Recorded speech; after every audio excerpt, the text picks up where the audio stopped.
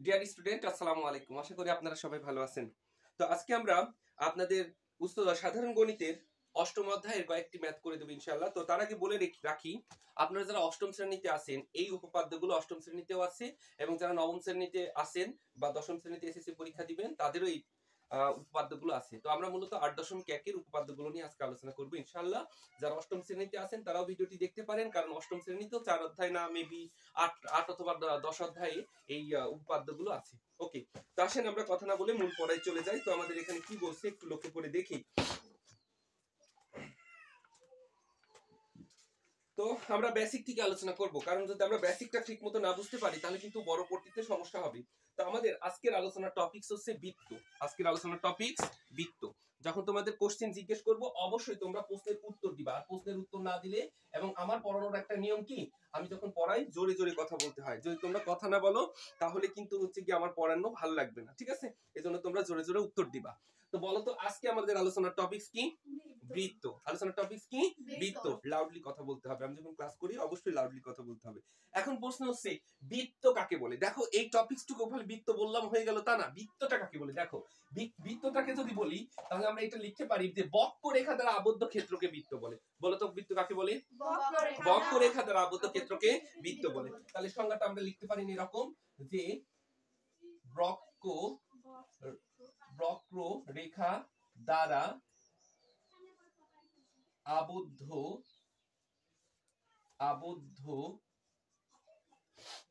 বানান কি? আবদ্ধ, দয় ধ, তাই না? দয় ধ, আবদ্ধ ক্ষেত্রকে বৃত্ত বলে। আচ্ছা বলো বৃত্ত কাকে বলে? বক্ররেখা দ্বারা আবদ্ধ ক্ষেত্রকে বৃত্ত বলে। তাহলে আমরা বৃত্ত বুঝলাম যে বক্ররেখা দ্বারা আবদ্ধ ক্ষেত্রকে বৃত্ত বলে। এখন এখানে দুইটা কথা আমাদের সামনে চলে এসেছে। ভাইয়া বক্ররেখাটা আসলে কি? বক্ররেখা মানে বাঁকা রেখা। তাহলে এখান থেকে আমরা একটা টপিকসে যাচ্ছি যে বক্ররেখা দ্বারা আবদ্ধ ক্ষেত্রকে বৃত্ত বলে। বক্ররেখা দ্বারা আবদ্ধ ক্ষেত্রকে বৃত্ত বলে, এটুকু আমরা বুঝলাম। তো এখানে আমাদের একটা কথা চলে আসছে, ভাইয়া বক্ররেখাটা কি? বক্ররেখাটা কি? আচ্ছা বক্ররেখাটা আগে তুমি জানো, জানার আগে তুমি একটু রেখা পড়ে আসো। এখন প্রশ্ন হচ্ছে ভাই এগুলো কেন করাচ্ছেন? দেখো তোমরা নিশ্চয়ই 6.1 করেছো। কত করেছো? 6.1। যারা তোমরা 2025 পরীক্ষা দিচ্ছ তাদের তো অবশ্যই 6.1 করেছো, কিন্তু যারা 2025 বা তোমাদের তো সিলেবাসে 6.1 নাই, কিন্তু বেসিকটা তো অবশ্যই তোমাকে জানতে হবে। এজন্য বেসিকটা আমি বলে দিচ্ছি, একটু লক্ষ্য করে দেখো। তাহলে এই যে 6.1 আমরা কিছু টপিকস পড়বো, ওই টপিকস গুলো না এসে তুমি এখানে পড়তে আসলে সমস্যায় পড়বা। তা আসলে টপিকস গুলো আমরা জেনে নিই। প্রথমে আমরা আলোচনা করব বিন্দু। দেখো এখন তোমাদের প্রশ্ন হতে পারে ভাইয়া পড়াছেন বৃত্ত, আসলেন কেন বিন্দুতে? বললাম না বেসিক ক্লিয়ার করতে হবে। বেসিক ক্লিয়ার করতে হলে অবশ্যই তোমাকে বিন্দু জানতে হবে। কি জানতে হবে? বিন্দু, ঠিক আছে? আচ্ছা তাহলে আমরা যে কোনো বস্তুকে তিনটি বিষয় দ্বারা ব্যাখ্যা করতে পারি, তিনটি মাত্রা দ্বারা ব্যাখ্যা করতে পারি। মহাজাগতিক যা কিছু আছে সেটাকে আমরা তিনটি মাত্রা দ্বারা ব্যাখ্যা করতে পারি। কয়টা মাত্রা দ্বারা ব্যাখ্যা করতে পারি? তিনটি মাত্রা দ্বারা ব্যাখ্যা করতে পারি, ঠিক আছে? প্রত্যেকটা বস্তুই ত্রিমাত্রিক, হয় একমাত্রিক, নাই দ্বিমাত্রিক, নাই ত্রিমাত্রিক, হয় একমাত্রিক, নাই দ্বিমাত্রিক, নাই ত্রিমাত্রিক। এখন সেই মাত্রাটা কি? দেখো নিশ্চয়ই তুমি পড়েছো দৈর্ঘ্য আছে, প্রস্থ আছে, উচ্চতা আছে, এটাকেই বলা হয় মাত্রা। দৈর্ঘ্য, প্রস্থ, উচ্চতা, এগুলোকে বলা হয় মাত্রা। এখন বিন্দু কাকে বলে? বিন্দুটা হচ্ছে, আমার সাথে সাথে বলো, যার, বলো যার দৈর্ঘ্য, প্রস্থ, বেদ বা উচ্চতা, দৈর্ঘ্য, প্রস্থ, বেদ বা, বেদের আরেক নাম হচ্ছে উচ্চতা, বেদ বা উচ্চতা, বলো বেদ বা উচ্চতা কিছুই নেই। বলো কিছুই নেই, বলো কিছুই নেই, কেবলমাত্র অবস্থান আছে। তাহলে আমার সাথে সাথে বলো যার দৈর্ঘ্য, প্রস্থ, বেদ বা উচ্চতা কিছুই নেই, শুধুমাত্র অবস্থান আছে। শুধুমাত্র কি আছে?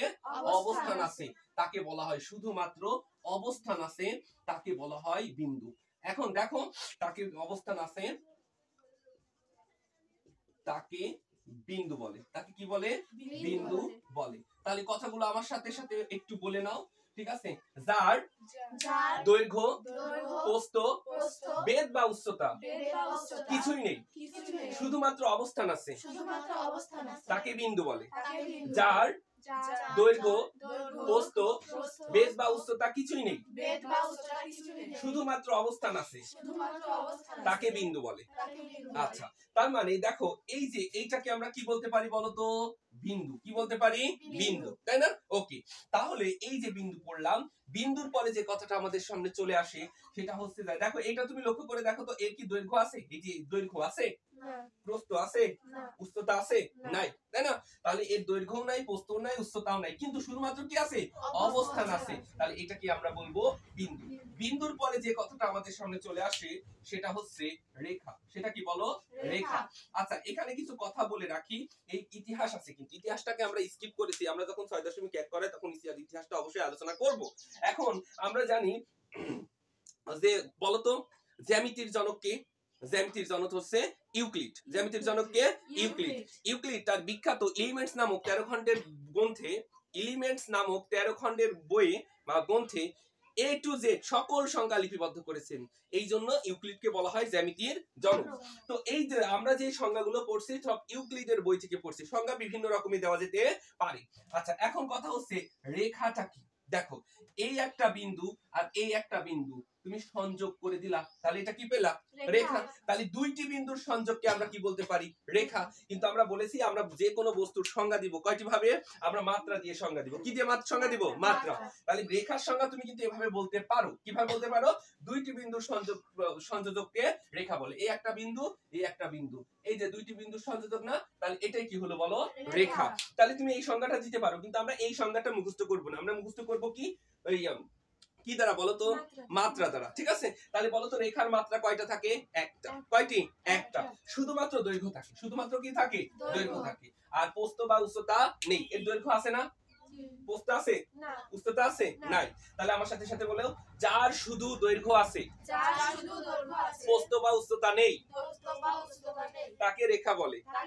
যার শুধু দৈর্ঘ্য আছে, প্রস্থ বা উচ্চতা নেই, তাকে রেখা বলে।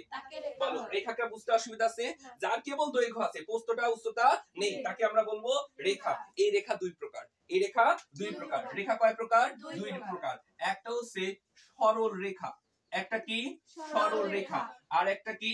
বক্ররেখা। আর একটা কি? বক্ররেখা। আচ্ছা, এইবার লক্ষ্য করে দেখো, কেন বক্ররেখা এতগুলো আলোচনা করলাম বুঝছো? এই বক্ররেখাটা বোঝানোর জন্য এই টপিকসটা আলোচনা করলাম, কারণ বেসিক ক্লিয়ার না হলে আমাদের ম্যাথে পরবর্তীতে সমস্যা হবে। তাহলে এখন দেখো তো বক্ররেখাটা কাকে বলে? আচ্ছা, তাহলে আমরা বললাম যার শুধু দৈর্ঘ্য আছে, প্রস্থ বা উচ্চতা নেই, তাকে আমরা কি বলবো? রেখা। আবার তুমি এভাবেও বলতে পারো যে দুইটি বিন্দুর সংযোজককে রেখা বলে, এটাও বলতে পারো, কারণ দুইটাই কিন্তু আমাদের হচ্ছে ইউক্লিডের বইয়ে আছে। বলো, এইটুকু বুঝতে অসুবিধা আছে? ক্লিয়ার? তাহলে বলো তো রেখা কয় প্রকার? দুই প্রকার। এক নাম্বার সরল রেখা, দুই নাম্বার বক্ররেখা। তাহলে আমার সাথে সাথে বলো, যে রেখা চলার সময় দিক পরিবর্তন করে না, তাকে সরল রেখা বলে। যে রেখা চলার সময় দিক পরিবর্তন করে না, তাকে সরল রেখা বলে। আর যে রেখা চলার সময় দিক পরিবর্তন করে, তাকে বক্ররেখা বলে। আচ্ছা, কথাগুলোকে এবার আমরা একটুখানি কনক্লুশন করি, সংক্ষিপ্ত করি। দেখো, আমি কিন্তু একটু টেনেই বলতেছি, কারণ এগুলো 6.1 আমরা যখন 6.1 করি তখন ইতিহাস সহ ডিটেইলস আলোচনা করব। প্রত্যেকটা ম্যাথের পিছনে এক একটা ইতিহাস জড়িত। ইতিহাসগুলো আমরা যখন অধ্যায় ভিত্তিক আলোচনা করব তখন করব। আমরা সরাসরি এখন এই বৃত্তের অধ্যায়ে চলে আসি। দেখো, তাহলে এই বৃত্তের অধ্যায়ের আমাদের প্রথম কথাই চলে আসছে বিন্দু। কি বলে? বিন্দু। তাহলে বিন্দু কাকে বলে বলো? যার দৈর্ঘ্য, আমার সাথে সাথে বলো, যার দৈর্ঘ্য, প্রস্থ, বেধ বা উচ্চতা কিছুই নেই, শুধুমাত্র অবস্থান আছে, তাকে বিন্দু বলে। যার দৈর্ঘ্য, প্রস্থ, বেধ বা উচ্চতা কিছুই নেই, শুধুমাত্র অবস্থান আছে, তাকে বিন্দু বলে। এবার রেখা, দুইটি বিন্দুর সংযোজককে রেখা বলে। দুইটি বিন্দুর সংযোজককে রেখা বলে। আচ্ছা, এই সংজ্ঞাটাও বলতে পারো, কিন্তু আমরা মাত্রা দিয়ে সংজ্ঞাটা মুখস্থ করব। আমার সাথে সাথে বলো, যার শুধু দৈর্ঘ্য আছে, প্রস্থ বা উচ্চতা নেই, যার শুধু দৈর্ঘ্য আছে, প্রস্থ বা উচ্চতা নেই, বা উচ্চতা নেই তাকে রেখা বলে যার শুধু দৈর্ঘ্য আছে প্রস্থ বা উচ্চতা নেই তাকে রেখা বলে। এবার রেখা দুই প্রকার, সরল রেখা, বক্ররেখা। যে রেখা চলার সময় দিক পরিবর্তন করে না তাকে সরল রেখা বলে। যে রেখা চলার সময় দিক পরিবর্তন করে তাকে বক্ররেখা বলে। আচ্ছা, তাহলে একটু লক্ষ্য করে দেখো, এই রেখা যখন এই দিক থেকে এই দিকে যাচ্ছে, দেখো তো দিক পরিবর্তন করছে না, এটা কিন্তু দিক পরিবর্তন করছে না। তাহলে এটার নাম কি বলতো? সরল রেখা। আর এই রেখাটা দেখো একবার যাচ্ছে এই দিকে, একবার যাচ্ছে এই দিকে, একবার যাচ্ছে এই দিকে, একবার যাচ্ছে এই দিকে, একবার যাচ্ছে এই দিকে, একবার যাচ্ছে এই দিকে। তাহলে কি হচ্ছে বলো? দিক পরিবর্তন করতেছে। তাহলে এটার নাম কি বলো? বক্ররেখা। আমরা এই আলোচনা করলাম শুধু এই বক্ররেখাটা বোঝানোর জন্য। বক্ররেখা বলেছো, তাহলে যে রেখা চলার সময় দিক পরিবর্তন করে তাকে আমরা কি বলবো? বক্ররেখা বলবো। কি বলবো বলো তো? বক্ররেখা বলবো। তাহলে বক্ররেখা দ্বারা আবদ্ধ ক্ষেত্রকে কি বলে বলো তো? বৃত্ত বলে। তাহলে আসো আমরা একটা বৃত্ত আঁকি। এই দেখো, এইটাকে আমরা কি বলবো বলো তো? বৃত্ত। আবদ্ধ হতে হবে, আবদ্ধ না হলে শুধু বক্ররেখা হলেই হবে না, আবদ্ধ হতে হবে। তাহলে এটাকে আমরা কি বলবো? বৃত্ত। তো তোমাদের একটা সংজ্ঞা বইয়ে দেওয়া আছে, তোমরা যদি মনে করো যে বইয়ের সংজ্ঞাটা মেমোরাইজ করবা সেটাও করতে পারো। তোমাদের বইয়ের সংজ্ঞাটা অনেক সুন্দর, যে বৃত্ত একটি সমতলীয় জ্যামিতিক চিত্র। বৃত্ত একটি সমতলীয় জ্যামিতিক চিত্র যার বিন্দুগুলো নির্দিষ্ট বিন্দু থেকে সমদূরে অবস্থিত। যার বিন্দুগুলো নির্দিষ্ট বিন্দু থেকে সমদূরে অবস্থিত। কথাটার মানে কি? দেখো, এই বৃত্তের একটা বিন্দু থাকে, এই বিন্দু থেকে প্রত্যেকটি বিন্দু কি বলতো? সমদূরে অবস্থিত। কত দূরে অবস্থিত? সমদূরে অবস্থিত। এই নির্দিষ্ট বিন্দুকে আমরা বলি কেন্দ্রবিন্দু। কি বলি বলতো? কেন্দ্রবিন্দু। এটাকে আমরা কি বলি? কেন্দ্র বলি। তাহলে এই যে আমাদের বলছে যে বৃত্ত একটা সমতলীয় জ্যামিতিক চিত্র যার নির্দিষ্ট বিন্দু থেকে অন্যান্য বিন্দুগুলো সমান দূরে অবস্থিত। তুমি যে তোমার বইয়ের সংজ্ঞাটা পড়লেও হবে, তা আমরা এটা পড়েছি, তোমাদের যেটা ভালো লাগে পড়তে পারো, যে বক্ররেখা দ্বারা আবদ্ধ ক্ষেত্রকে বৃত্ত বলে। তাহলে একটা নির্দিষ্ট বিন্দু থেকে বাকি বিন্দুগুলো সমদূরে অবস্থিত, তাহলে ওই নির্দিষ্ট বিন্দুকে কি বলে?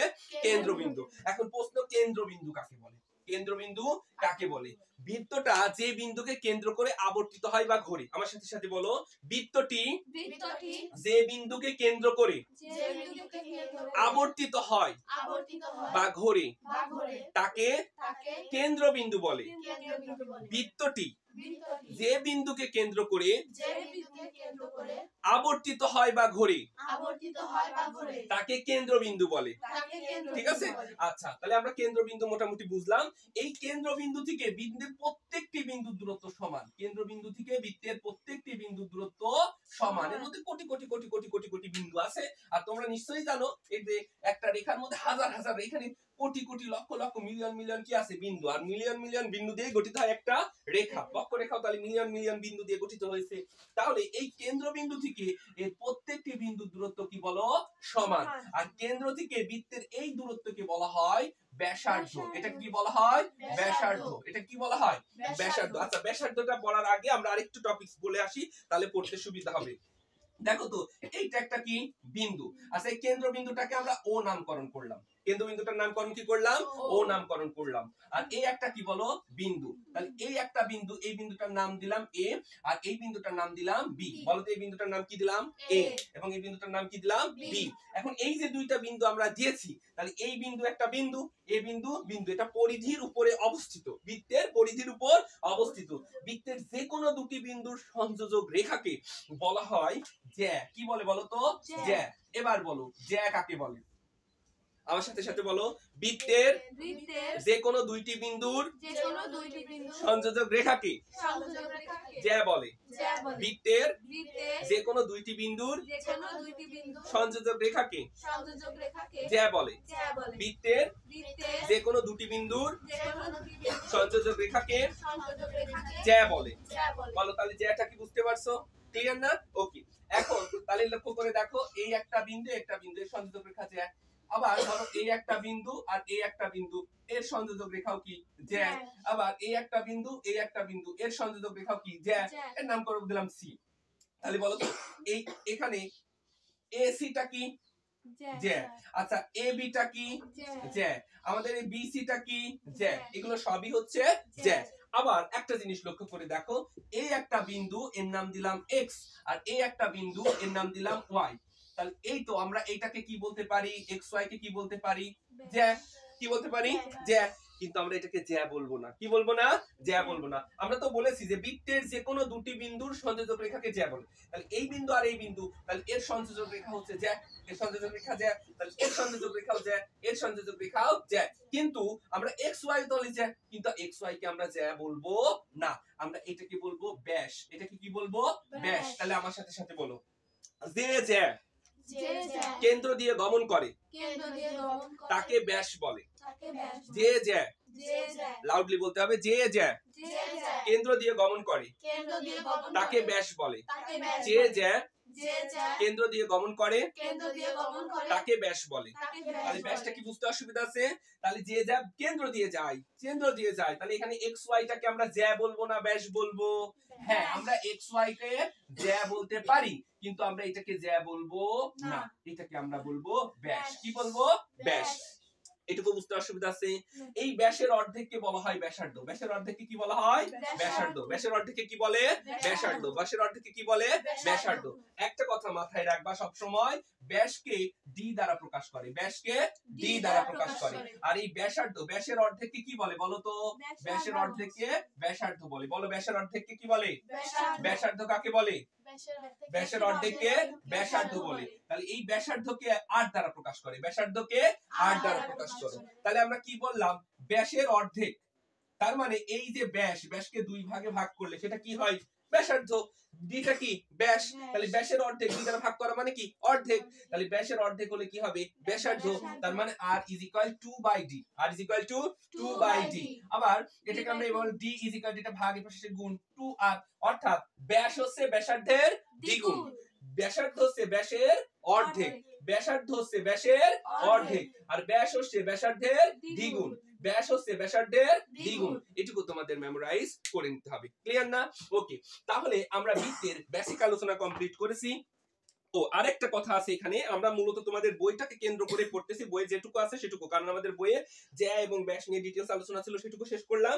এরপরে হচ্ছে অভ্যন্তর এবং বহির্ভাগ। আচ্ছা, ভেতরে থাকলে সেটাকে কি বলবো, অভ্যন্তর, আর বাইরে থাকলে সেটাকে বলবো বহির্ভাগ। এখন একটু লক্ষ্য করে দেখো তো, এইটার নাম এক্স, এটার নাম ও, এটার নাম ওয়াই, আর এটার নাম জেড। তাহলে বলো তো, এই এক্স ওয়াই কোথায় আছে, ভেতরে আছে।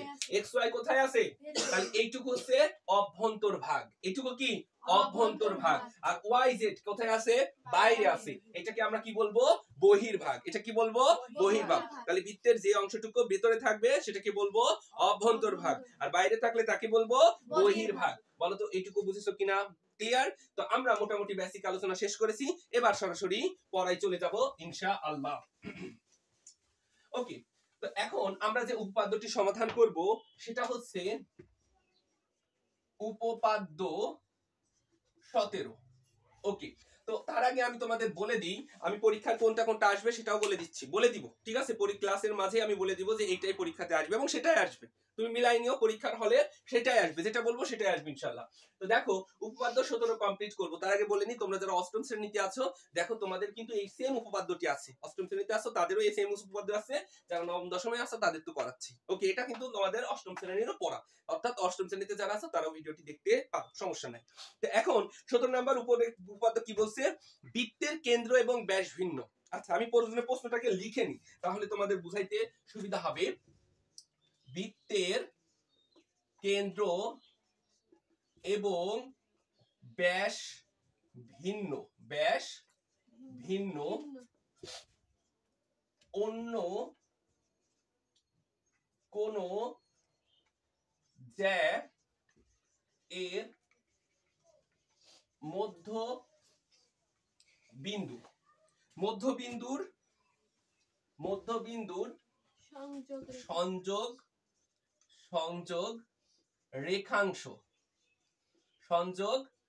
রেখাংশ ওই জ্যা এর উপর লম্ব, ওই জ্যা এর উপর লম্ব। ওকে, আচ্ছা, কথাটা মূলত কি বোঝাচ্ছে আমি সেটা বুঝাই দিই, তারপরে তোমাদের সমাধান করি। দেখো, প্রশ্নে বলছে বৃত্তের কেন্দ্র। আচ্ছা, তাহলে আমরা একটা বৃত্ত এঁকে ফেলি।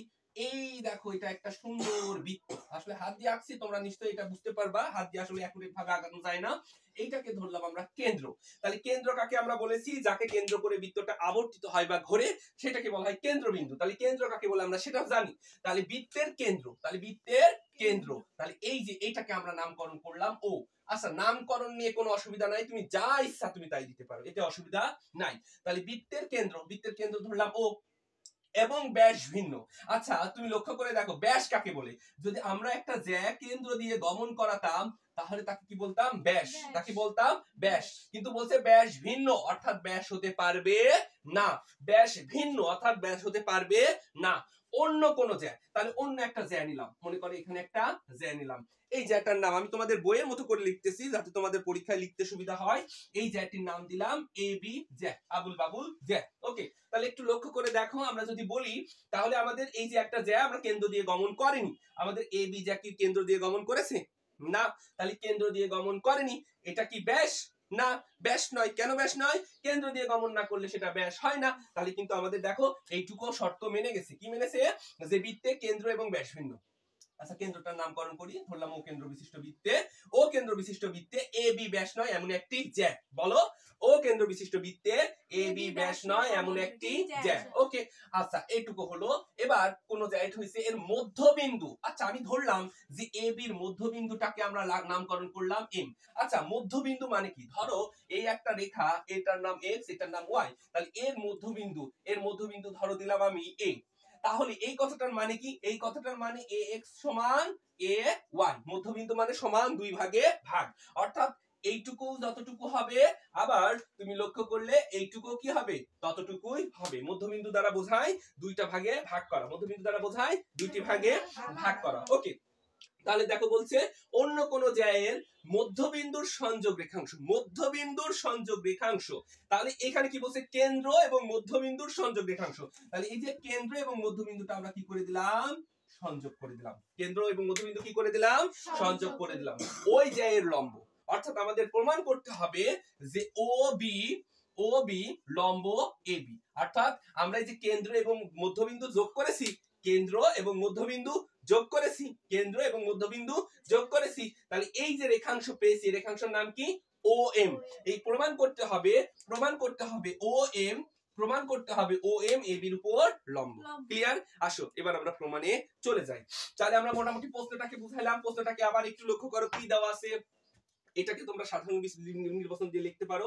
একটা কথা মাথায় রাখবা, জ্যামিতির অংশটা করতে হবে এবং জ্যামিতিটা খুবই সহজ। তুমি যদি কিছু না পারো, যদি জ্যামিতি শুধু প্রশ্নটাকে উঠায় দাও, তা তোমাকে 1 নাম্বার দিবে। আর জ্যামিতি এমন একটা টপিক, তুমি কখনো ফুল একদম গাইড দেখে বই দেখে লিখে আসবা, তাও তোমাকে 10-এ 10 দিবে না, দেখা যাচ্ছে 8, 9 বা 7 দিবে। কিন্তু তুমি যদি একদম ভুল ভালো লেখো, মনে করো তোমার পরীক্ষার খাতায় এসেছে 17 নাম্বার, তুমি লিখেছো 20 নাম্বার, তাতেও তোমাকে কিন্তু নাম্বার 0 দিবে না, কম বেশি কিছু নাম্বার দিবে, হয়তো বা তোমাকে 7 দিবে না, 6 দিবে বা 5 দিবে। এই জন্য জ্যামিতি কখনো ছাড়তে হয় না। কিন্তু তোমাদের তো ভয়েরই বিষয় জ্যামিতি, এই জন্য আমি তোমাকে রেফার করবো অবশ্যই। যদি তুমি ভুল ভালো করো, পরীক্ষার খাতায় এসে 17 নাম্বার, তুমি যেইটা মুখস্থ আছে তুমি সেইটাই লিখে দাও, কিন্তু লিখবা, ছেড়ে আসবা না। জ্যামিতি ছেড়ে আসলে নাম্বার কাটা যায়। আর এই জ্যামিতিটা যতটুকুই লেখো কম বেশি নাম্বার তোমাকে দিবে পরীক্ষার খাতায়। ওকে, তাহলে বৃত্তের কেন্দ্র এবং ব্যাস ভিন্ন। আমাদের বৃত্ত কেন্দ্র দিয়ে একটা যায়নি, তাহলে এটা ব্যাস হবে না। এবং দেখো ব্যাস ভিন্ন অন্য কোন জ্যা, তাহলে এই যে ব্যাস নয় এমন একটি জ্যা, এর নাম কি? এবি। এর মধ্যবিন্দুটা কি? এম। কেন্দ্র এবং এই জ্যায়ের এই মধ্যবিন্দুর সংযোগ রেখা, এই যে কেন্দ্র এবং মধ্যবিন্দুর সংযোগ রেখা, ওই জ্যায়ের উপর লম্ব। আমাদের প্রমাণ করতে হবে ও এম লম্ব এবি। ক্লিয়ার না? এবার আমরা সাধারণ নির্বাচন প্রশ্ন দেখে দেখে উঠাই দিছি। এবার আমরা বিশেষ নির্বাচন লিখব। আচ্ছা, আমি বিশেষ নির্বাচন লিখতেছি না, আমি হচ্ছে গিয়ে মুখে বলে দিচ্ছি নির্বাচন। আচ্ছা, বিশেষ নির্বাচনটা কি একটু দেখো। মনে করি ও কেন্দ্র বিশিষ্ট বৃত্তে, মনে করি ও কেন্দ্র বিশিষ্ট বৃত্তে এ বি ব্যাস নয় এমন একটি জ্যা, এ বির মধ্যবিন্দু এম। প্রমাণ করতে হবে ও এম এ বির উপর লম্ব, প্রমাণ করতে হবে ও এম এ বির উপর লম্ব। তাহলে আমাদের বিশেষ নির্বাচন আমি যেভাবে মুখে পড়লাম তুমি সুন্দর করে সেভাবে লিখে ফেলবা। এবার অঙ্কন, এবার চলে আসবো আমরা কি? অঙ্কনে। ওকে, তো অঙ্কনে চলে আসি। আমরা কি করব? ও এ, এবং ও বি যোগ করব, ও এ এবং ও বি যোগ করব। এইটুকুই অঙ্কন, দ্যাটস এনাফ। তাহলে আমরা কি করলাম অঙ্কনে, ও এ এবং ও বি যোগ করলাম, অঙ্কন শেষ হয়ে গেল। এবার আমরা কি করব, প্রমাণ। এবার আমরা কি করব, প্রমাণ। আচ্ছা এবার দেখো আমরা এখান থেকে কি দেখতে পাচ্ছি, এখানে ত্রিভুজ, দুইটা ত্রিভুজ উৎপন্ন হয়েছে। এখানে কয়টা ত্রিভুজ উৎপন্ন হয়েছে, দুইটা। তাহলে আমরা লিখতে পারি না ত্রিভুজ ও এ এম, এই ত্রিভুজটার নাম কি বলতো, এই ত্রিভুজটার নাম কি, ও এ এম। এখন তুমি যদি লেখো এ এম ও তাও হবে, তুমি যদি লেখো এম ও এম এ তাও হবে, তুমি যদি লেখো এম এ ও তাও হবে, এতে কোনো অসুবিধা নেই। খালি তিনটা ত্রিভুজ থাকলেই এখানে হবে। তাহলে এই ত্রিভুজটার নাম কি, ও এম ও। আর এই ত্রিভুজটার নাম কি, এই ত্রিভুজটার নাম হচ্ছে ও এম বি। এই ত্রিভুজটার নাম, এটার নাম ও এম এ আর এটার নাম ও এম বি। বল এইটুকু বুঝেছো কিনা? এখন একটু লক্ষ্য করে দেখো তো, একটু লক্ষ্য করে দেখো তো, এই বাহুটা ও এ আর এই বাহুটা ও বি পরস্পর কি সমান। তাহলে আমরা লিখতে পারি ও এ সমান ও বি। এখন প্রশ্ন, কেমন, কেন সমান হলো, কেন কেন সমান হলো? আচ্ছা এখানে প্রমাণটা আমি লিখে দিই প্রয়োজনে, চিত্রে হতে পাই। তোমাদের বইয়ের মতো তাহলে লেখা লাগবে না, প্রমাণটা আবার এখান থেকে দেখে লিখে লিখো। দেখো তো চিত্রে ও এ এম একটা ত্রিভুজ এবং ও এম বি এই একটা ত্রিভুজ, এই একটা ত্রিভুজ আর এই একটা ত্রিভুজ, এখানে দুইটা ত্রিভুজ। এই ত্রিভুজে ও এ এবং ও বি পরস্পর সমান। কেন? ওই যে প্রথমেই বেসিকে বলেছিলাম যে একই বৃত্তের ব্যাসার্ধগুলো পরস্পর সমান, একই বৃত্তের ব্যাসার্ধগুলো পরস্পর সমান। তাহলে দেখো তার ব্যাসার্ধ কাকে বলে, কেন্দ্র থেকে কোন বিন্দু দূরত্বকে ব্যাসার্ধ বলে, কেন্দ্র থেকে বৃত্তের পরিধির যে কোনো বিন্দু দূরত্বকে ব্যাসার্ধ বলে। তাহলে ও এটা কি এই বৃত্তের ব্যাসার্ধ, আর ও বিটা কি এই বৃত্তের ব্যাসার্ধ। তাহলে এই ব্যাসার্ধটা পরস্পর সমান। তাহলে আমরা লিখতে পারি ও এ সমান ও বি। কেন? একই বৃত্তের ব্যাসার্ধ সমান, একই বৃত্তের ব্যাসার্ধ সমান। আচ্ছা এবার আরেকটা জিনিস লক্ষ্য করে দেখো তো, এখানে লিখতে পারি ও এম সমান ও এম। কেন ও এম সমান ও এম লিখি, দেখো তো এই ত্রিভুজের দিকে লক্ষ্য করে দেখো, এই ত্রিভুজের ক্ষেত্রে ও এম যে বাহু, এই ত্রিভুজের দিকে লক্ষ্য করে দেখো ও এম সেই একই বাহু, অর্থাৎ সাধারণ বাহু। তাহলে এই ত্রিভুজের ক্ষেত্রেও যা, ওই ত্রিভুজের ক্ষেত্রেও তা, ও এম তো কোনো চেঞ্জ হচ্ছে না। তাহলে আমরা লিখতে পারি ও এম সমান ও এম, ও এম সমান ও এম। অর্থাৎ কেন, কারণ এটা কমন বাহু। কেন? এটা কমন বাহু, আমরা এটা লিখতে পারি। ওকে, তাহলে এবার আরেকটু জিনিস লক্ষ্য করে দেখো, আমরা এটাকে লিখতে পারি যে এ এম সমান বি এম।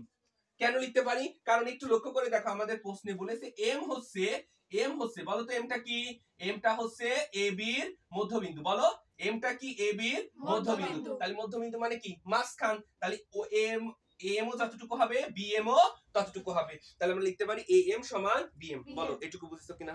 ক্লিয়ার? তাহলে এখন দেখো এই ত্রিভুজের তিনটি বাহু, এই ত্রিভুজের তিনটি বাহু সমান। আমরা বাহু উপপাদ্য থেকে কি জানি, একটা ত্রিভুজের তিনটা বাহু অপর একটা ত্রিভুজের তিনটি বাহু সমান হলে ত্রিভুজদ্বয় পরস্পর সর্বসম।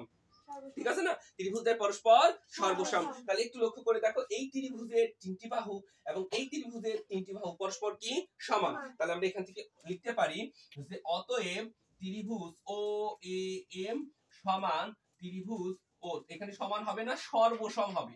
সর্বসম কথাটার মানে কি, সর্বসম কথাটার মানে হচ্ছে সব দিক থেকে সমান। সর্বসম কথাটার মানে কি, সব দিক থেকে সমান। তাহলে এই ত্রিভুজ এবং এই ত্রিভুজটা পরস্পর কি সর্বসম। বলো তো এইটুকু বুঝছো কিনা? বুঝতে অসুবিধা আছে? তাহলে এই দুইটা পরস্পর কি সর্বসম। খুব ভালো কথা, সর্বসম হয়ে গেল।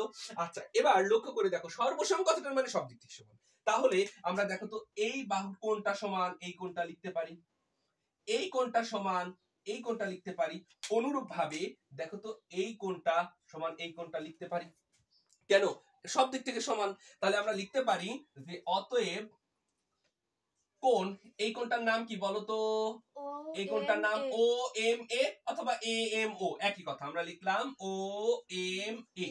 আচ্ছা এই কোণটার নাম কি বলো, ও এম বি। এই কোণটার নাম হচ্ছে ও এম বি। তুমি যদি উল্টা করে লেখো তাও সমস্যা নাই, মূল কথা তোমার এই মাঝেরটাকে ঠিক রাখতে হবে। মাঝেরটা ঠিক রাখলে উল্টাপাল্টা হলে কোনো সমস্যা নেই। তাহলে এই কোণটা আর এই কোণটা পরস্পর সমান। এখন লক্ষ্য করে দেখো, এই দুইটা কোণ মিলে, এইখানে একটা কোণ আছে, এই দুইটা কোণ মিলে কত ডিগ্রি, 180 ডিগ্রি। কেন? কারণ এটা সরলরৈখিক যুগল কোণ, সরলরৈখিক যুগল কোণ। কেন এই দুইটা কোণ মিলে কি 180 ডিগ্রি, এটা আর এটা সমান হলে তাহলে এই কোণটা কত ডিগ্রি হবে? 90 ডিগ্রি। এই দিকটা কত কোণ হবে? 90 ডিগ্রি। তাহলে এই কোণ এবং এই কোণ সমান, এই কোণ এবং এই কোণ সমান। তাহলে এবং এরা কি পরস্পর সরলরৈখিক যুগল কোণ। একটা কথা তোমাদের বলে রাখি, যে তোমাদের বইয়ে এই লাইনটা খুব সুন্দর করে দেওয়া আছে, যেহেতু কোণদ্বয় রৈখিক যুগল কোণ এবং এদের পরিমাপ সমান, অতএব এরা পরস্পর লম্ব। তুমি যদি এই লাইনটা না লেখো, সব লেখার পরও তুমি মার্ক পাবা না। হয়তো বা দেখা যাচ্ছে 4 এর মধ্যে তোমাকে 2 অথবা 3 দিবে, 1 নাম্বার বা 2 নাম্বার কেটে যাবে। শুধু এই লাইনটা না লেখা, সেটা কি জানো? আমরা লিখবো যেহেতু, যেহেতু বলো তো, কোণদ্বয় সরল রৈখিক যুগল কোণ, বা শুধু যুগল কোণ লিখলেই হবে, সরল রৈখিক যুগল কোণ, এবং এদের পরিমাপ সমান, এদের পরিমাপ সমান।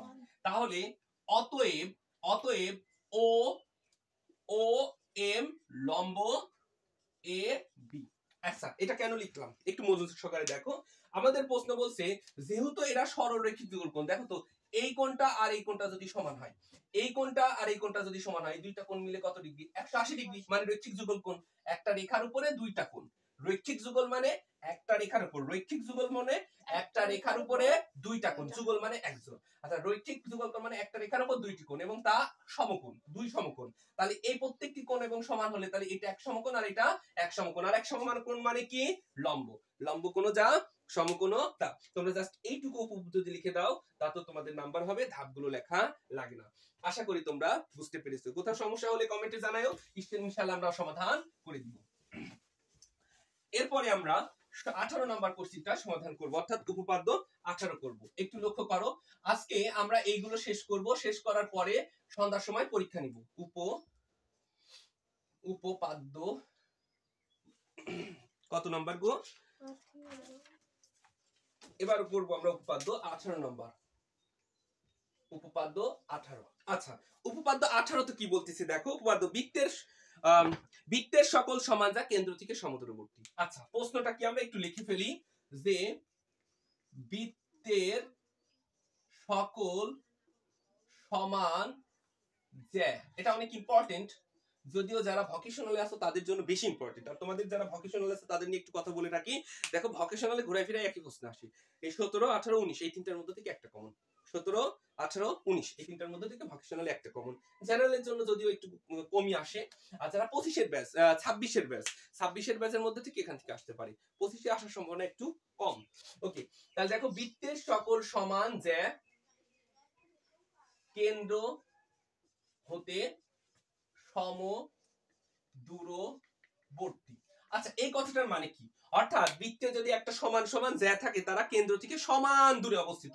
বৃত্তে যদি সমান জ্যা থাকে, তাহলে তারা কেন্দ্র থেকে সমান দূরে অবস্থিত। আচ্ছা, এটা বোঝার জন্য আসো আমরা একটু চিত্রটা এঁকে নিই, তাহলে সুন্দর করে তোমরা বুঝতে পারবা। আমরা আগে চিত্র এঁকে নিলাম। এই দেখো, আমাদের এটা একটা বৃত্ত। আচ্ছা, এই বৃত্তে ধরো আমরা একটা জ্যা নিলাম, এই জ্যা নিলাম একটা, আর এটা জ্যা নিলাম। আচ্ছা, আমরা সম্পর্কটা বইয়ের মতো করব, যাতে তোমাদের লিখতে বা বুঝতে সুবিধা হয়। এটাকে আমরা লিখলাম এবি জ্যা, আর এটাকে আমরা লিখলাম সিডি জ্যা। এখন প্রশ্নে কি বলছে? বৃত্তের সকল সমান জ্যা। আমার প্রশ্নেই দেওয়া আছে কি বলতো? আমার প্রশ্নেই দেওয়া আছে এবি আর সিডি পরস্পর সমান। কেন সমান? সমান জ্যা। কেন সমান? সমান জ্যা। আমার প্রশ্নেই দেওয়া আছে এবি এবং সিডি সমান, এবি এবং সিডি সমান। এখন প্রমাণ করতে হবে এই যে কেন্দ্র ও, আমার প্রমাণ করতে হবে কেন্দ্র ও থেকে এবি এর দূরত্ব যতটুকু, কেন্দ্র ও থেকে সিডি এর দূরত্ব ততটুকু। ক্লিয়ার? তাহলে আমি প্রশ্নটাকে আবার বোঝাচ্ছি, বৃত্তের সকল সমান যা, অর্থাৎ ধরলাম যে এবি এবং সিডি সমান যা, আমার প্রমাণ করতে হবে কেন্দ্র থেকে এবি এর দূরত্ব যতটুকু, কেন্দ্র থেকে সিডি এর দূরত্ব ততটুকু। ক্লিয়ার? ওকে, আসো আমরা সমাধান করি। তো সমাধান করার জন্য প্রথমে আমরা বিশেষ নির্বাচন লিখে নিলাম। আচ্ছা, তো বিশেষ নির্বাচনে কি লিখবো? আমরা লিখবো এই যে যেটা আছে প্রশ্নের চিত্রে রেখেছি সেটাই লিখবো, মুখে বলে দেব। এটা যে মনে করি ও কেন্দ্র বিশিষ্ট বৃত্তে, মনোযোগ, মনে করি ও কেন্দ্র বিশিষ্ট বৃত্তে এ বি এবং সিডি সমান জ্যা। মনে করি মানে প্রশ্ন যা আছে সেটাই নিজের মতো করে লিখছি। মনে করি এ ও কেন্দ্র বিশিষ্ট বৃত্তে এ বি এবং সিডি সমান জ্যা। প্রমাণ করতে হবে যে ও থেকে এ বি দূরত্ব এবং ও থেকে সি ডির দূরত্ব সমান। ও থেকে এ বি দূরত্ব এবং ও থেকে সি ডির দূরত্ব সমান। ক্লিয়ার? ওকে, এবার একটু তুমি লক্ষ্য করে দেখো আমরা কি করব। দেখো আমরা হচ্ছে কেন্দ্র ও থেকে, কোথা থেকে এবার বিশেষ নির্বাচন গেল, এবার কি করব বলো তো, এবার হচ্ছে অঙ্কন। কি করব বলো? অঙ্কন। একটা কথা মাথায় রাখবা যে হচ্ছে উপপাদ্যের অংশ হচ্ছে 4টি। এটাকে বলা হয় সাধারণ নির্বাচন, মানে প্রশ্নে যেটা দেওয়া থাকবে প্রশ্নের কথায় নিজের ভাষায় লিখলে বিশেষ নির্বাচন, আর আঁকাইলে সেটা হচ্ছে অঙ্কন, তারপর হচ্ছে প্রমাণ। প্রমাণটাই হচ্ছে মূলত উপপাদ্যের মেইন থিম। আচ্ছা, আমাদের প্রশ্নে কি বলেছিল দেখো, আমরা এটাকে এভাবে লিখতে পারি না যে কেন্দ্র ও থেকে এ বি এবং সি ডি। আচ্ছা, একটু লক্ষ্য করে দেখো তো, আমরা কেন্দ্র ও থেকে এ বির উপরে একটা লম্ব ওই আঁকলাম। কি আঁকলাম বলো তো? লম্ব ওই আঁকলাম। কেন্দ্র ও থেকে এ বির উপরে লম্ব ওই আঁকলাম এবং কেন্দ্র ও থেকে সি ডির উপরে লম্ব ও এফ আঁকলাম। কি আঁকলাম বলো? ও এফ আঁকলাম। বলো এইটুকু বুঝছো কিনা? ক্লিয়ার? কি আঁকলাম বলো তো? ও এফ আঁকলাম। কি আঁকলাম? ও এফ আঁকলাম, দুইটা লম্ব আঁকলাম। আবার বলছি, কেন্দ্র ও থেকে অঙ্কন, কেন্দ্র ও থেকে এ বির উপরে ও এ লম্ব, ও ই লম্ব এবং কেন্দ্র ও থেকে সি ডির উপরে ও এফ লম্ব আঁকলাম। এবার আমরা কি করব? ও এ এবং সি ও সি যোগ করলাম। ও এ এবং ও সি টা কি করলাম? যোগ করলাম। অঙ্কন শেষ। তাহলে অঙ্কনটাকে আমি আবার বলছি, দেখো সাধারণ নির্বাচন, বৃত্তের সকল সমান যায় কেন্দ্র থেকে সমদূরবর্তী। বিশেষ নির্বাচন, মনে করি ও কেন্দ্র বিশিষ্ট বৃত্তে এ বি এবং সি ডি সমান যায়। প্রমাণ করতে হবে যে কেন্দ্র ও থেকে এ বি এবং সি ডি দূরত্ব সমান। অঙ্কন, কেন্দ্র ও থেকে এ বির উপরে ওই লম্ব আঁকি এবং কেন্দ্র ও থেকে সি ডির উপরে ও এ লম্ব আঁকি। ও এ এবং ও সি যোগ করি। ঠিক আছে, এবার আমরা চলে আসবো কিসে বলো তো? প্রমাণ। এবার আমরা চলে আসবো প্রমাণে। আচ্ছা, তো এখন এই যে প্রমাণে আসছি, প্রমাণে আসার পর আমরা কি দেখছি দেখো, এখানে কয়টা ত্রিভুজ উৎপন্ন হয়েছে? দুইটা ত্রিভুজ উৎপন্ন হয়েছে। কয়টা ত্রিভুজ উৎপন্ন হয়েছে? দুইটা ত্রিভুজ উৎপন্ন হয়েছে। আচ্ছা, একটুখানি ঠান্ডা মাথায় তুমি একটু লক্ষ্য করে দেখো তো, একটু লক্ষ্য করে দেখো। তুমি যদি একটু লক্ষ্য করে দেখো তাহলে এই ত্রিভুজটার নাম কি? যে চিত্রে এই ত্রিভুজটার নাম কি বলো? ত্রিভুজ এ ই ও। ও এ ই বললেও হবে, ই ও এ বললেও হবে, এতে কোনো অসুবিধা নাই। এবং এই ত্রিভুজটার নাম কি? সি, ত্রিভুজ চিহ্ন দিতে হবে কিন্তু, সি এফ ও। তাহলে ত্রিভুজ, এই ত্রিভুজটার নাম ত্রিভুজ এ ই ও, এ ই ও এবং ত্রিভুজ সি সি এফ ও। কয়টা ত্রিভুজ? দুইটা হতে পাই। আচ্ছা, কি পাই আমরা বাবুরা? একটু লক্ষ্য করে দেখো তো, আমরা এখান থেকে দেখছি এই ও এ এবং ও সি পরস্পর কি সমান। আমরা লিখতে পারি ও এ সমান ও সি। কেন সমান? একই বৃত্তের ব্যাসার্ধ সমান। তুমি সুন্দর করে এটা নোট করে এখানে লিখে দিবা, একই বৃত্তের ব্যাসার্ধ সমান। তাহলে এই বৃত্তটার ও এটা কি? ব্যাসার্ধ। ও সিটা কি? ব্যাসার্ধ। আর একই বৃত্তের ব্যাসার্ধ সমান। ক্লিয়ার না? ওকে, এবার আরেকটা জিনিস লক্ষ্য করে দেখো তো, একটু ঠান্ডা মাথায়। তুমি যদি একটু লক্ষ্য করে দেখো, আমরা কি বলেছিলাম? A B R C D সমান।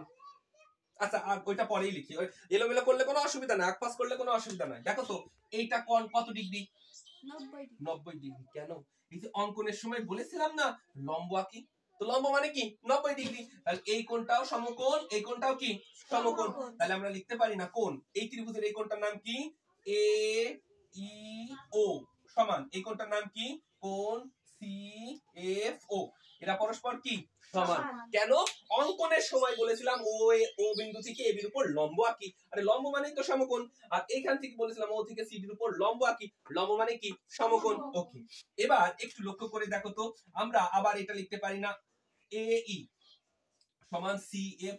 পারি। কেন পারি? এই জন্য তোমাকে সুন্দর করে সাইডে নোট লিখে দিতে হবে। দেখো এখানে একটু নোট দিতে হবে, এখানেও নোট দিতে হবে। তাহলে নোটগুলো আমি বলে দিচ্ছি, দেখো লিখছি না, বলে দিচ্ছি।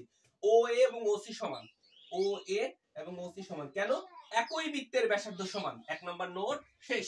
আচ্ছা, 2 নাম্বার নোট দেখো, এ ই ত্রিভুজ কোণ এ ই ও সমান কোণ সি এফ ও। এরা পরস্পর সমান। কেন সমান? অঙ্কনে বলেছিলাম লম্ব আঁকি, অঙ্কনে বলেছিলাম লম্ব আঁকি। এবার এ ই সমান সি এফ। কেন সমান? কারণ প্রশ্নে দেওয়া আছে, প্রশ্নে দেওয়া আছে এ বি সমান সিডি, এবি সমান সিডি। তাহলে এবার বলো যদি এটাকে হাফ করি তাহলে হাফ এবি সমান হাফ সিডি। বলো এইটুকু বুঝেছো কিনা? কথা বলো, বুঝেছো কিনা? আচ্ছা এবার আরেকটা জিনিস লক্ষ্য করো, হাফ এবি মানে কি অর্ধেক। তাহলে দেখো তো এই যে এটা কি মধ্যবিন্দু। এখন আমি বললাম মধ্যবিন্দু কেন হলো, ওই যে তোমরা 17 নম্বরে শিখেছো যে কেন্দ্র এবং মধ্যবিন্দু যোগ করলে লম্ব হয়। কথাটা বুঝো, তুমি 17 নাম্বার শিখেছো কেন্দ্র এবং মধ্যবিন্দু যোগ করলে লম্ব হয়, তাহলে এটা লম্ব হয়েছে, মাস্ট এটা কি হবে? মধ্যবিন্দু হবে। তোমরা 17 নম্বরে শিখেছো কেন্দ্র এবং মধ্যবিন্দু যোগ করলে লম্ব হয়, 17 নম্বরে শিখেছো কেন্দ্র এবং মধ্যবিন্দু যোগ করলে লম্ব হয়, তাহলে এটা লম্ব হয়েছে, তার মানে এই মাস্ট এটা কি হবে? মধ্যবিন্দু। তাহলে আমাদের মধ্যবিন্দু সমান দুই ভাগে ভাগ করে, তাহলে হাফ এবি, হাফ এবি মানে এই লিখতে পারি, তাহলে আমরা এখানে লিখতে পারি কি এ ই, কি লিখতে পারি এ ই। এবং এখানে সিএফ এর পরিবর্তে হাফ সিডি এর বলতে আমরা কি সিএফ লিখতে পারি, কি লিখতে পারি সিএফ। তাহলে এই জন্য এই সমান সিএফ লিখেছি। বলো এইটুকু বুঝেছো কিনা? ক্লিয়ার? এবার আরেকটা জিনিস লক্ষ্য করে দেখো, তাহলে ত্রিভুজের আমরা এখানে দুইটি বাহু একটি কোণ সমান, তো আমরা বাহু বাহু বাহু মানে বাহু কোণ বাহু উপপাদ্য থেকে আমরা কি জানি? একটা ত্রিভুজের, আমার সাথে সাথে বলো, একটা ত্রিভুজের তিনটি বাহু সমান হলে ত্রিভুজদ্বয় পরস্পর সর্বসম। একটা ত্রিভুজের দুইটি বাহু একটি কোণ সমান হলে ত্রিভুজদ্বয় পরস্পর সর্বসম। আচ্ছা এবার লক্ষ্য করে দেখো তো এই ত্রিভুজের দুইটি বাহু একটি কোণ, দুইটি বাহু একটি কোণের সমান না? তাহলে এই ত্রিভুজ আর এই ত্রিভুজটা কি? পরস্পর সর্বসম। তাহলে আমরা লিখতে পারি অতএব ত্রিভুজ এ ই ও ত্রিভুজ সি এফ ও এরা পরস্পর কি? সর্বসম। সর্বসম মানে কি? সব দিক থেকে সমান। সর্বসম মানে কি? সব দিক থেকে সমান। তা আমরা বলেছিলাম এই বাহুটা আর এই বাহুটা সমান, এই যে এই বাহুটা আর এই বাহুটা সমান, খুব ভালো কথা। আমরা বলেছিলাম এই বাহুটা তিনটা দিলাম আর এই বাহুটা সমান, এই যে বলেছিলাম কোথায় এই বাহুটা আর এই বাহুটা সমান, এই যে 3 নম্বরে বলেছিলাম, এই যে বের করে দেখাইছিলাম এই বাহুটা আর এই বাহুটা কি সমান। তাহলে বাকি থাকলো কয়টা বাহু? একটা বাহু। তাহলে এবার বলো তো এই বাহুটা আর এই বাহুটা, এই বাহুটা অর্থাৎ ও এফ আর ও ই কি হবে? পরস্পর সমান। তাহলে আমরা এখান থেকে লিখতে পারি না অতএব ও ই সমান ও এফ, ও ই সমান কি? ও এফ। তাহলে ও ই এবং ও এফ কি? পরস্পর সমান। তাহলে এই ও এফ কি নির্দেশ করে? ও এফ নির্দেশ করে কেন্দ্র থেকে এবি এর দূরত্ব। ও ই কি নির্দেশ করে? কেন্দ্র থেকে এবি এর দূরত্ব। ও ই কি নির্দেশ করে? কেন্দ্র থেকে এবি এর দূরত্ব। ও এফ কি নির্দেশ করে? কেন্দ্র থেকে সিডি এর দূরত্ব। ও এফ কি নির্দেশ করে? কেন্দ্র থেকে সিডি এর দূরত্ব। তাহলে ও ই কি নির্দেশ করে? এবি এর দূরত্ব, আর ও এফ কি নির্দেশ করে? সিডি এর দূরত্ব। তাহলে এরা সমান যা, সমান যা কেন্দ্র থেকে সমান দূরে অবস্থিত। প্রমাণিত। বলো এটুকু বুঝতে অসুবিধা আছে? ক্লিয়ার? ওকে।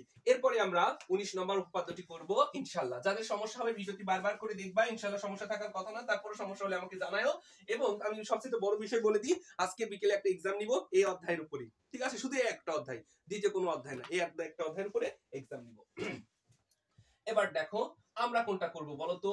উপপাদ্য কত নাম্বার করব? 19। আচ্ছা আমাদের উপপাদ্য 19 এবং 17 সেম টু সেম। উপাদ্য 17 এবং 19 সেম টু সেম। এখন আমাদের 18 তে কি বলেছিল? সমান যা কেন্দ্র থেকে সমান দূরে অবস্থিত। আর এইখানে বলবে যে সমান দূরের জ্যা পরস্পর সমান, সমান দূরের জ্যা পরস্পর সমান। তো আমরা আসো সাধারণ নির্বাচনটা লিখে ফেলি। বৃত্তের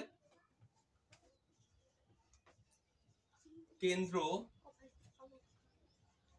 থেকে সমদূরবর্তী সকল জ্যা পরস্পর সমান। আচ্ছা কি ঘটনাটা ঘটছে দেখো, আমরা যে 18 নাম্বারটা শিখলাম এবং এই 19 নাম্বার একদম সেম টু সেম, কোথাও পার্থক্য নাই।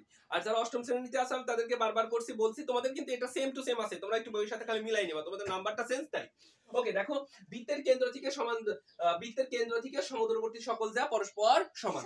আমার আগে বলেছিল সমান জ্যা সমান দূরে অবস্থিত, আর এখন বলেছে সমান দূরের জ্যা সমান। অর্থাৎ ধরো আগেরটারই উল্টো, এই একটা আমরা ও কেন্দ্র বিশিষ্ট একটা বৃত্ত নিলাম, ও কেন্দ্র বিশিষ্ট একটা বৃত্ত নিলাম। তাহলে এই যে সমান এই একটা জ্যা দিলাম, মনে করো এই একটা জ্যা দিলাম আর এই একটা জ্যা এটা দিলাম। আসলে হাত দিয়ে আঁকছি একটু এলোমেলো হতে পারে, স্বাভাবিক বিষয়। তাহলে এই যেটার নামকরণ করলাম মনে করো এবি, আর এই যেটার নামকরণ করলাম সিডি। তাহলে এখানে যে আছে মোট কয়টি? দুইটি। তাহলে একটি যার নাম হচ্ছে এবি জ্যা আর একটি যার নাম হচ্ছে সিডি জ্যা। আমার প্রশ্নে কি বলেছে? আমার প্রশ্নে বলেছে যে কেন্দ্র হতে সমদূরবর্তী জ। পোস্ট করো।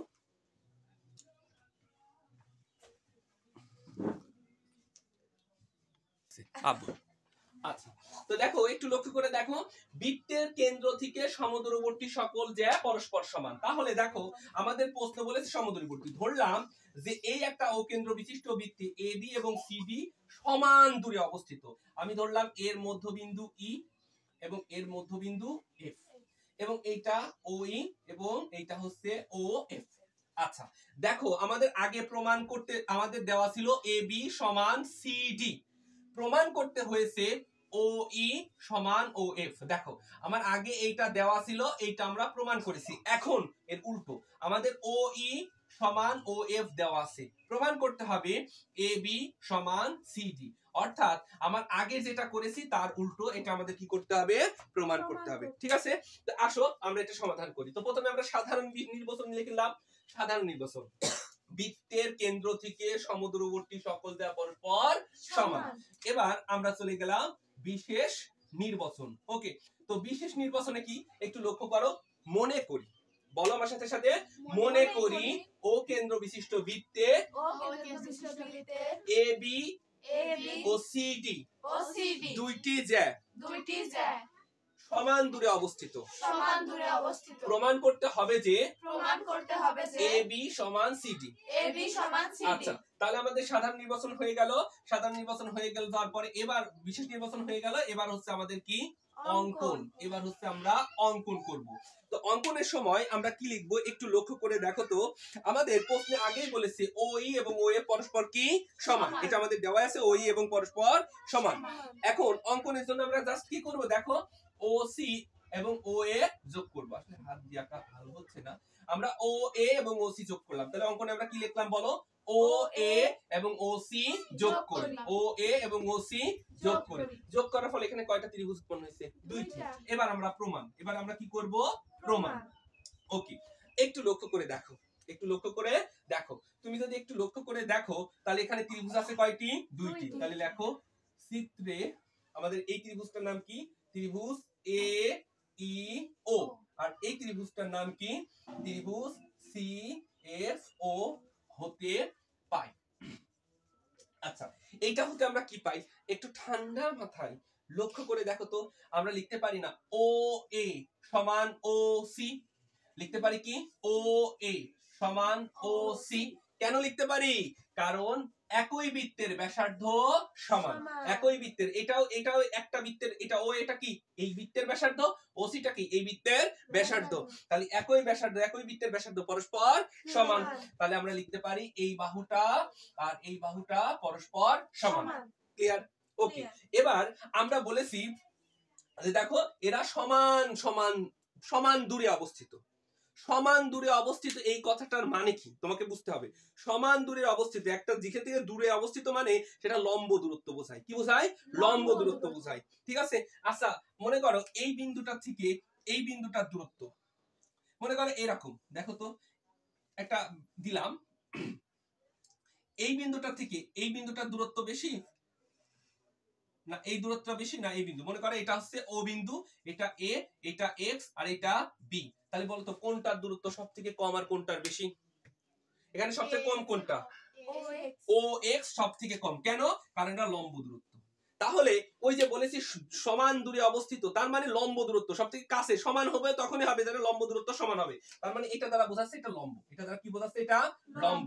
লম্ব দূরত্ব কি বোঝাচ্ছে? লম্ব দূরত্ব। তাহলে এখান থেকে আমরা লিখতে পারি যে কোণ এ ই ও সমান কোণ সি এফ ও। বল এটুকু লিখতে পারি কিনা? বল এটুকু কি বুঝতে অসুবিধা আছে? এখন তোমাদের বইয়ে কিন্তু অন্যরকম ভাবে দেওয়া আছে, এতে কোনো অসুবিধা নাই, তুমি এভাবে করে লিখলেও নাম্বার পাবা, এতে কোনো সমস্যা নেই। বলো এটুকু কি বুঝতে অসুবিধা আছে? কথা বলো। তোমাদের বই একটু অন্যরকম দেওয়া আছে, আমরা এভাবে করে করলাম, তাহলে সহজ হচ্ছে। কেন আমরা এই কোণটা এবং এই কোণটাকে সমকোণ লিখলাম? কেন আমরা এই কোণটাকে এবং এই কোণটাকে সমকোণ লিখলাম? দেখো, দূরত্ব একটা জ্যায়ের দূরত্ব তখনই সমান হবে, ওই 17তে শিখেছি, একটা দূরত্ব তখনই সমান হবে যখন তারা লম্ব হবে। কি হবে বলতো? লম্ব হবে। কোথা থেকে শিখেছি? 17তে শিখেছি। ওই 17 নম্বরের উপপাদ্য এখানে অ্যাপ্লাই করেছি। আমরা এখানে জাস্ট লিখে দিব উপপাদ্য 17 হতে, উপপাদ্য 17তে। তোমাদের বইয়ে কিন্তু এটা অন্য রকম ভাবে দেওয়া আছে, তুমি এভাবে করে লিখবা। তাহলে দেখো, ও এ এবং ও সি পরস্পর কি সমান? কেন? একই বৃত্তের ব্যাসার্ধ সমান। আচ্ছা, এবার কোণ এ ই ও এবং কোণ সি এফ ও এরা পরস্পর সমান। কেন সমান? উপপাদ্য 17 থেকে শিখেছি যে কেন্দ্র এবং মধ্যবিন্দু যোগ করলে হয় লম্ব, এবং এই লম্বটাই হচ্ছে সর্বনিম্ন দূরত্ব, লম্বটাই হচ্ছে সর্বনিম্ন দূরত্ব। তাহলে এইটার এটা সমান উপপাদ্য 17 পেয়েছি। ওকে, এবার আরেকটা জিনিস লক্ষ্য করে দেখো তো, তাহলে তুমি দেখছো এই যে ও ই এবং ও এফ, দেখো তো ও ই এবং ও এফ পরস্পর কি সমান। কেন সমান? কারণ বলছে সমান দূরে অবস্থিত। তাহলে কেন্দ্র থেকে এ বি দূরত্ব কোনটা? কেন্দ্র থেকে এ বি দূরত্ব কোনটা? ওই। আর কেন্দ্র থেকে সি ডি দূরত্ব কোনটা? ও এফ। তাহলে সমান দূরে অবস্থিত, এটা প্রশ্নে দেওয়া আছে, প্রশ্নে দেওয়া আছে ও ই সমান ও এফ। তাহলে ও ই সমান ও এফ, বুঝছো? কারণ প্রশ্নে বলছে কেন্দ্র থেকে সমান দূর, তাহলে কেন্দ্র থেকে এ বি দূরত্ব কত? ও এ। কেন্দ্র থেকে সিডি দূরত্ব কত? ও এফ। তাহলে এখান থেকে লিখতে পারি ও ই সমান ও এফ। তাহলে দেখো, একটা ত্রিভুজের দুইটি বাহু একটা কোণ, অপর একটা ত্রিভুজের দুইটি বাহু একটি কোণের সমান হলে ত্রিভুজ দ্বয় সর্বসম। তাহলে আমরা এখান থেকে লিখতে পারি না, অতএব ত্রিভুজ এ ই ও সর্বসম ত্রিভুজ সি এফ ও। বলো তো এটা লিখতে পারি কিনা? আমরা লিখতে পারি এই ত্রিভুজটা সর্বসম এই ত্রিভুজটা। এইটুকু কি বুঝতে অসুবিধা আছে? ক্লিয়ার? তাহলে এখন সর্বসম মানে কি? সব দিক থেকে সমান। সর্বসম মানে কি? সব দিক থেকে সমান। তাহলে আমরা এখান থেকে লিখতে পারি এ ই এবং সি এফ পরস্পর কি সমান। তাহলে আমরা লিখতে পারি এ ই সমান সি এফ, এরা পরস্পর কি সমান। এটুকু বুঝতে অসুবিধা আছে? এখন এই এ ই কে আমরা হাফ এ বি লিখতে পারি কিনা? এই এ কে আমরা হাফ এ বি লিখতে পারি কিনা? পারি। কেন পারি? কারণ দেখো, আমাদের প্রশ্ন বলছে সমান দূরে অবস্থিত, মানে এই যে লম্ব নিছি, আর লম্ব তখনই হবে যখন মধ্যবিন্দু ছেদ করবে। এটা লম্ব তখনই হবে যখন মধ্যবিন্দুতে ছেদ করবে, লম্ব তখনই হবে। এই যে ও ই লম্ব তখনই হবে যখন সেটা মধ্যবিন্দুতে ছেদ করবে। আর মধ্যবিন্দু মানে কি? দুইটাই সমান। তাহলে আমরা এ ই সমান হাফ এ বি লিখতে পারি। অনুরূপ ভাবে আমরা সি এফ সমান হাফ সিডি লিখতে পারি। উভয় পাশে থেকে হাফ হাফ যদি বাদ দিয়ে দিই, অতএব এ বি সমান সিডি, প্রমাণিত।